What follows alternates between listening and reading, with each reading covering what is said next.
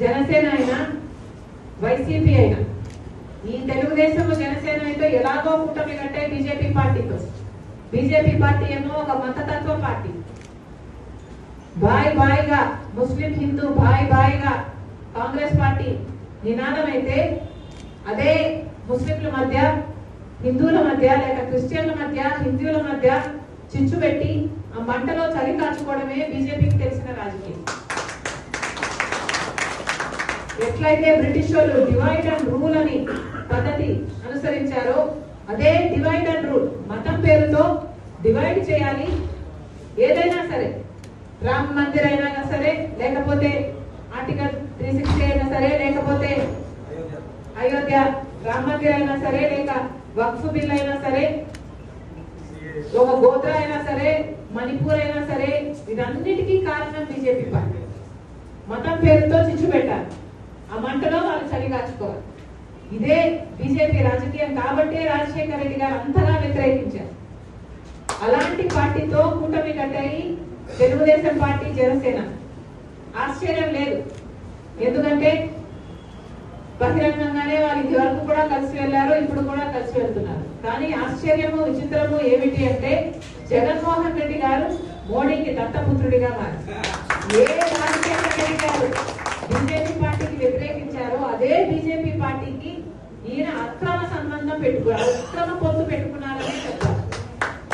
ఎందుకంటే కనీసం తెలుగుదేశము జనసేన బహిరంగంగా ప్రజలకు అర్థమయ్యేటట్టు పొత్తు పెట్టుకుంటే జగన్మోహన్ రెడ్డి గారేమో అక్రమ పొత్తు పెట్టుకున్నారు, రహస్యంగా పొత్తు పెట్టుకున్నారు. ఇది ఇంకా దారుణం. అది కూడా రాజశేఖర రెడ్డి గారు కొడుకయ్యాడు. కాబట్టి ఇవన్నీ విషయాలు మనం ప్రజల్లోకి తీసుకువెళ్ళాలి.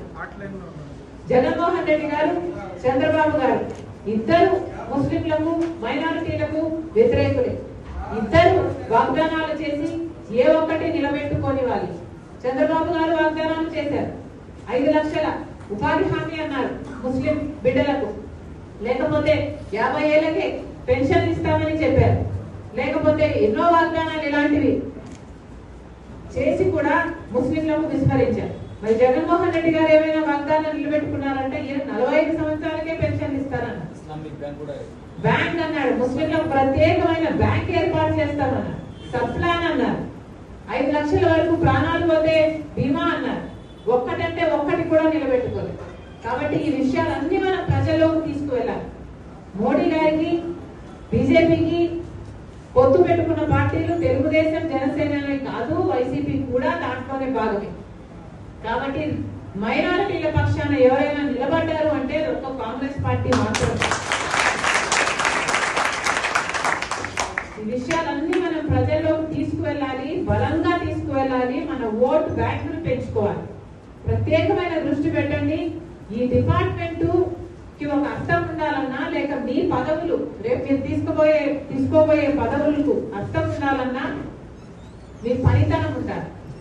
మీరు పని చేయకపోతే ఈ డిపార్ట్మెంట్ వృధానే, పదవులు వృధానే.